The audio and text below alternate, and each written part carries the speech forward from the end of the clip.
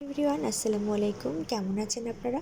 সকালবেলা ঘুম থেকে উঠে যদি এমন একটা জুস নেওয়া যায়, যেটা আসলে ইমিউনিটি বুস্ট বলেন, বুস্টার জুস বলেন, যাই বলেন না কেন, বা আপনারা যদি 11টা-12টার দিকে একটু ক্লান্তি লাগলে তখন খেয়ে নিতে পারেন।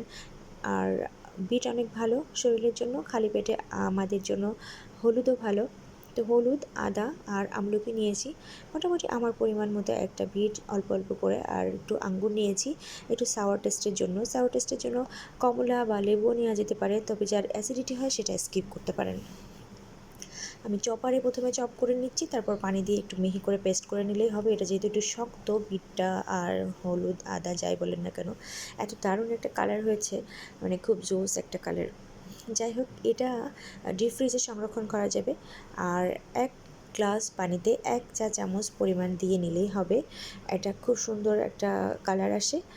আর এটা মানে সেকে খাওয়ার প্রয়োজন নাই, এভাবে খেয়ে নিতে পারেন, কোনো অসুবিধা হয় না। আর কোনো সুগার অ্যাড করবেন না, সুগার ছাড়া খাবেন, তাহলেই এটা আমাদের জন্য ভালো হবে। সুগারটা আসলে খুবই ক্ষতিকর।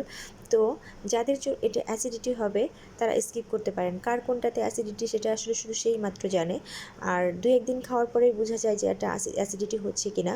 আর খেয়ে দেখতে পারেন, ভালো লাগবে নিশ্চয়ই। আল্লাহ হাফেজ।